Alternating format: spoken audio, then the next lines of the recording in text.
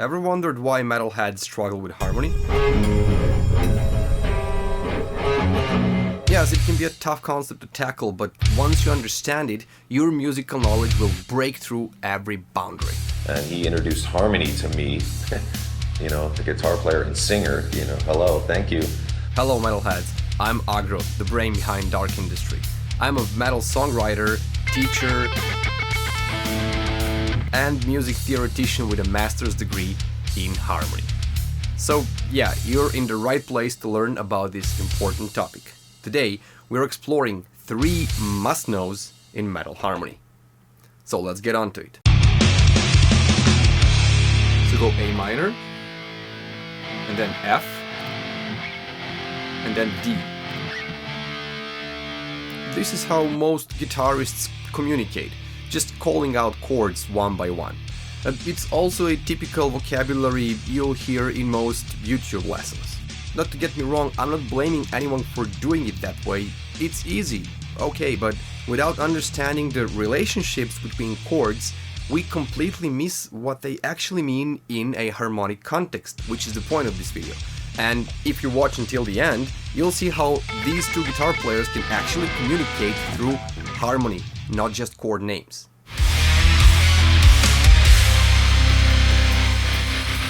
When I say the key in music, what I mean is that there's one chord acting as the center and a bunch of other chords that interact with it.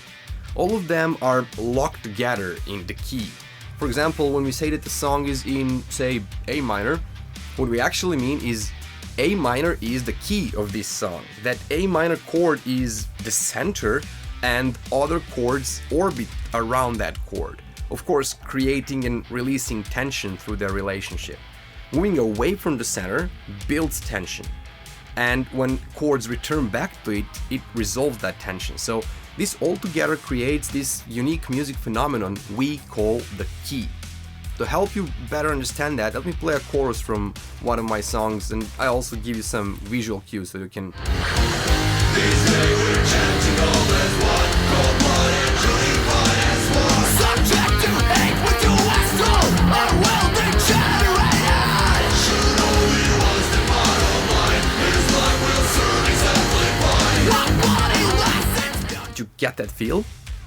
Whenever we are on a chord around the center, the tension is more or less present, right? But when we return to the center, the tension drops. The central chord of any key is called a tonic, and if you've seen my other YouTube videos, you've probably heard me drop that word a lot. So whenever I say tonic, what I mean is the tension is released.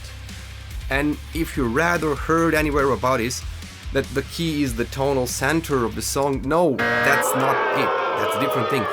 The tonal center is only this central chord, the tonic, whereas the key is the impression you get. Remember this thing, the impression you get by listening to music and hearing that there is one central chord with other chords pulling up that tension against it. So the key is basically the conclusion you get by listening to music and judging chord relations. Believe me, you do it every time you play a song. The key exists in both tonal and modal music and technically covers the whole of metal. So now that you understand it, you can go ahead and fucking subscribe!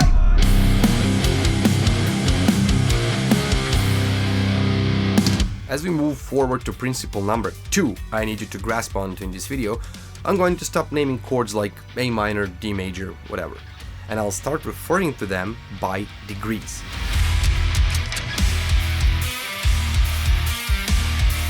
A quick retrospective: in the 19th century, a German music theorist, Hugo Riemann, has assembled the idea of so-called tonal functions.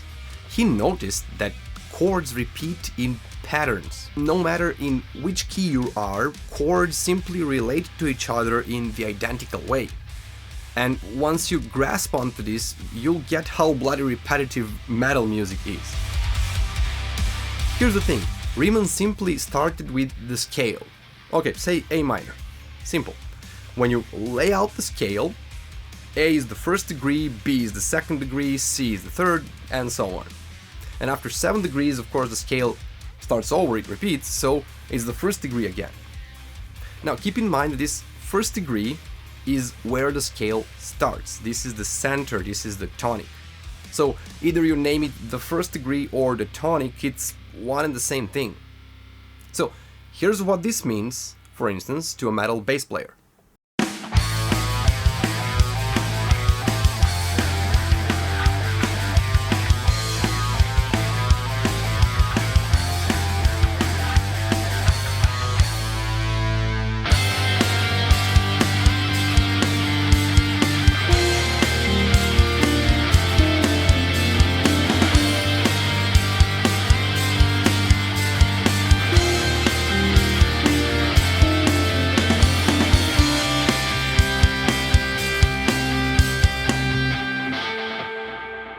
It's not just that this kind of perception helps a bass player connect to songs, it actually helps them intuitively learn patterns and formulas. Because there are a number of patterns that just work in metal. And they've been used, recycled, and reshaped by bands over and over. Take Iron Maiden or Killswitch Engage, for instance. They've sold us some of these formulas so many times on every damn album. And if I hadn't learned scale degrees properly, I would have never figured out what the bastards were doing.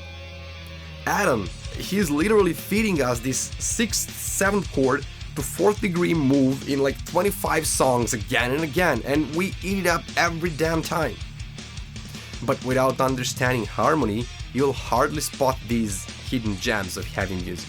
So instead of relying on tabs, start building your knowledge based in metal music harmony. You can go on and rely on to this every time, because if a bass player doesn't follow the degrees, he's just stuck with the tabs and 4, 4, 4, 2, 2, 2. He's stuck somewhere around here.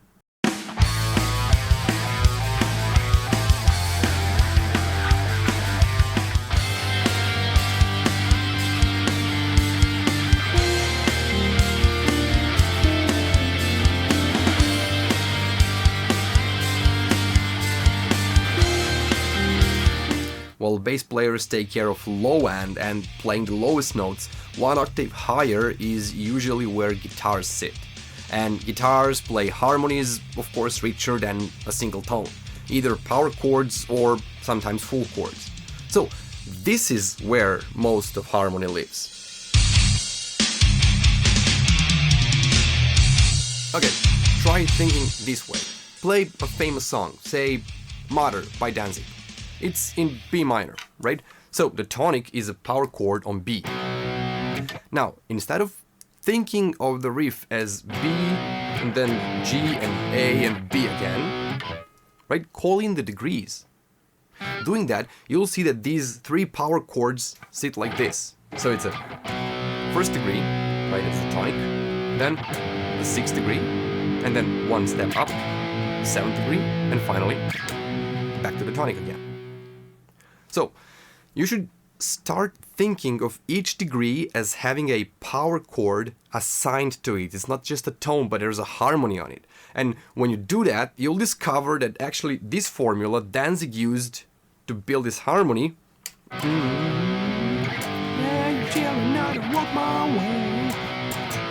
right? This formula is used by both Catatonia and Judas Priest earlier in this video. But if we don't assign degrees to these 3 songs, here's what we're left with. Mother, tell your children to subscribe to me. Devil's music in dark industry. What they yearn is bloodshed. Mother. See, there's no connection, no relation, every song by itself. So, when you learn simple songs, convert them. Harmony demands this. You can do this not only with power chords, but with full chords too. For example, in symphonic metal, sometimes guitars play full chords in distortion. And where full chords are used, just treat those chords as part of degrees. Every degree has a chord assigned to it. Take Dark Chest of Wonders by Nightwish, for example. The chorus is in A minor, goes something like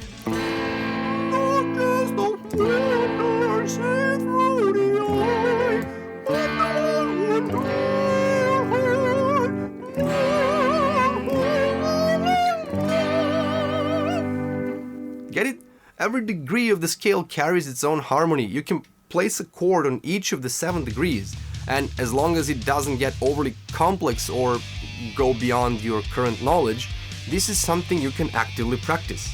Just by listening to and playing songs you know, while thinking of the harmony in context of degrees and how chords relate to each other, you'll start to see how chords actually give you a great feedback of a bigger picture, and you'll begin collecting these genre formulas into your own personal knowledge base.